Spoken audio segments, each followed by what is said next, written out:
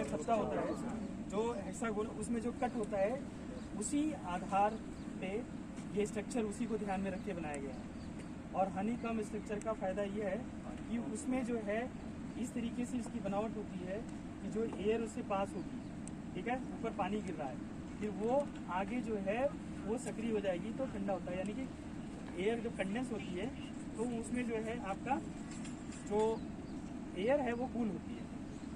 एक चीज़ नेचुरल जो नेचुरली होती है। दूसरा चीज़ क्या होता है, जब फैन चलता है तो वो क्या करता है, अंदर की हवा को बाहर फेंकता है। तो अंदर में क्या होता है, एक निगेटिव प्रेशर क्रिएट होता है, यानी कि वैक्यूम बनता है, वहाँ हवा की कमी हो जाती है। तो जो बाहर हवा होगी वो एक प्रेशर की वजह से अंदर में सक्शन प्रेशर काम करता है, तो बाहर की जो गर्म हवा है वो क्या करेगी, उस कूलिंग पैड से अंदर की तरफ आएगी। जब कोई हवा अंदर आएगी और वो कूलिंग पैड से टकरा के आएगी तो कूलिंग पैड पे जब पानी चलता है तो उससे क्या होता है कि वो जो पानी है वो हवा का एनर्जी लेगा पानी, उस हवा की एनर्जी लेके पानी इवोपरेट होना चाहेगा। भाप बनता है ना, कैसे भाप बनता है, अब एनर्जी टेम्परेचर देते हैं, टेम्परेचर जब पानी पे देते हैं तो क्या हो जाता है, वो फिर हीट होके इवोपरेट होता है। इसी प्रिंसिपल पे इसको इवोपरेटिव कूलिंग बोलते हैं, ये प्रिंसिपल है।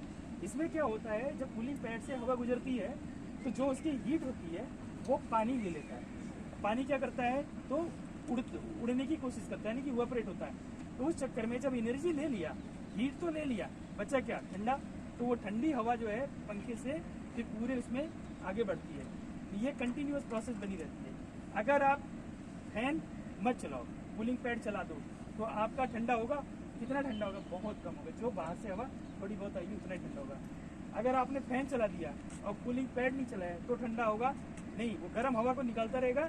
एक गर्म हवा पीछे से आएगी, अगर बाहर गर्म है तो गर्म आएगी, ठंडी है तो ठंडी आएगी। तो वो जो है सिंपली हवा अंदर बाहर होगी, जो इसमें होता है। जबकि अगर ठंडा करना है तो दोनों का तालमेल जो है बराबर होना चाहिए। एक और चीज़ होना चाहिए ऑटोमेशन में कि जो हम लोग भी अभी रेगुलर नहीं कर पा रहे, जब आपकी जो है कूलिंग पैड आपके कंटिन्यूस पानी उससे ना गुजर के बीच बीच में रुक रुक के जाए, यानी कि एक बार पानी फिल्म चली जाए फिर थोड़ा सा गैप हो जाए फिर हो जाए। अगर इस तरीके से ऑटोमेशन में जो बहुत हाईली ऑटोमाइज्ड होते हैं उनमें ये सिस्टम होता है, अगर वैसे करते हैं तो बीच बीच में एयर को आपका जो है उसमें आने का फ्लो और ज़्यादा बनता है बाहर से, उससे ठंडे थोड़ी सी ज़्यादा बनती है। इसी तरह से आपने अंदर देखा होगा, कुछ लोग बोल रहे थे स्प्रिंकलर, ये स्प्रिंकलर नहीं है, स्प्रिंकलर इसके छत पे लगा, वो देखिए ब्लैक कलर का, वो अपन चलाते हैं स्प्रिंकलर तो वो पूरी छत तो एक तो साफ होगी उसकी प्लास्टिक, और दूसरा उसको ठंडा करेगा। और ये अंदर में लगे होते हैं वो बोलते हैं फॉगर। फॉगर और स्प्रिंकलर में बेसिक डिफरेंस है। स्प्रिंकलर में पानी जो है जैसे खेतों में चलता है ना स्प्रिंकलर, वो केवल सिर्फ पानी को दूर तक फेंकने का काम करता है, उसमें ड्रॉपलेट चेंज नहीं होता है, ठीक है, वो स्पीड पे डिपेंड करता है कि कितना छोटा और बड़ा जरा। जबकि फॉगर में जो फॉग होता है, फॉग का मतलब समझ रहे हो, धुंध, जैसे आप सर्दियों के दिनों में सुबह धुंध नहीं होती है, वो धुंध, वो फॉगिंग जो है इस फॉगर से की जाती है। अब फॉगर की कैपेसिटी के अकॉर्डिंग जो होगा वो ड्रॉपलेट साइज, उसका जो साइज होगा सबसे छोटा, वो एक बूंद का साइज वो माइक्रोन में होता है। अगर उसको माइक्रोस्कोप से देखेंगे तब वो दिखाई देगा एक बूंद का साइज, ठीक है। एक बूंद अपन पानी की अगर डालना चाहें तो पानी टपकाएंगे तो बूंद पता दिखती है ना, लेकिन उसकी जो एक ड्रॉपलेट होगा छोटा सा, उसकी साइज माइक्रोन में होगी, वो होती है लगभग प्रीफर किया जाता है लेस देन 100 माइक्रोन, यानी कि वो करीब 50-60 माइक्रोन, जितना कम माइक्रोन यानी कि जितनी छोटी बूंद होगी उतना अच्छा कूलिंग होगा, क्योंकि वो पूरा आपके सिस्टम में डिसअपियर हो जाएगा।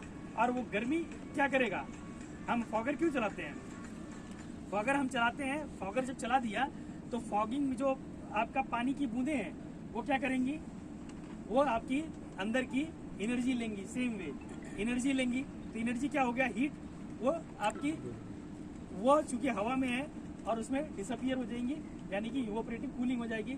एनर्जी ले लिया यानी कि गर्मी ले ली, जो अंदर की गर्मी है उसको तो सक कर लिया और वो पानी भाप बन के उड़ गया, तो बचा क्या आपका ठंडा। यानी कि इसी तरीके से मटकी में, जब मटकी में पानी अपन भरते हैं तो क्या होता है, ठंडा कैसे होता है, उसमें होल होते हैं, तो वो क्या होता है, पानी उसकी सरफेस पे आता है, हवा से टकराता है, तो जो अंदर की एनर्जी है, गर्मी है, वो बाहर निकलती है और पानी के पास बचता है खाली पानी।